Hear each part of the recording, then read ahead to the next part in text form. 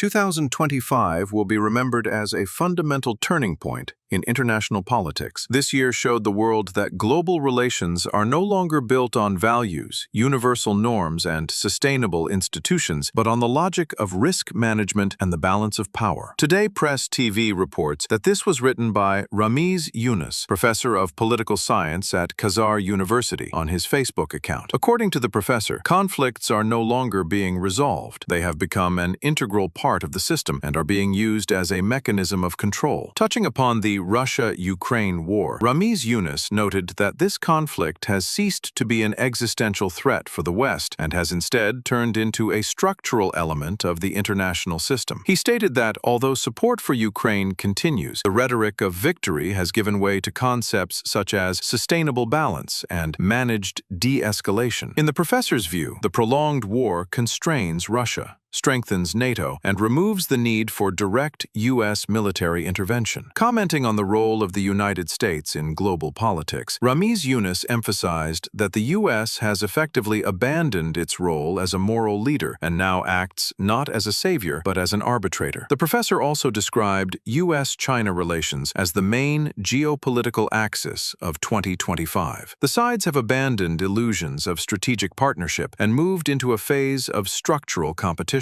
The U.S. does not see China as a direct enemy, but as a systemic rival, while China demonstrates strategic patience, taking into account the resources the West has devoted to the Ukraine crisis. This confrontation will deepen, but the line of avoiding direct conflict will be maintained. Touching on the position of the European Union, the political scientist stated that although the EU speaks the language of values, it is forced to act in a world of power. According to him, Europe's main problem is not a lack of resources, but weak strategic subjectivity and political will. This makes the EU dependent both on the United States and on the logic of prolonged conflicts. Speaking about the South Caucasus, Ramis Yunus described the peace process between Azerbaijan and Armenia as a classic example of peace through power. As for Russia's role in the region, Ramis Yunus noted that 2025 officially marked the end of Moscow's monopoly over the South Caucasus. The war in Ukraine has deprived Russia of the resources and attention necessary to maintain regional dominance,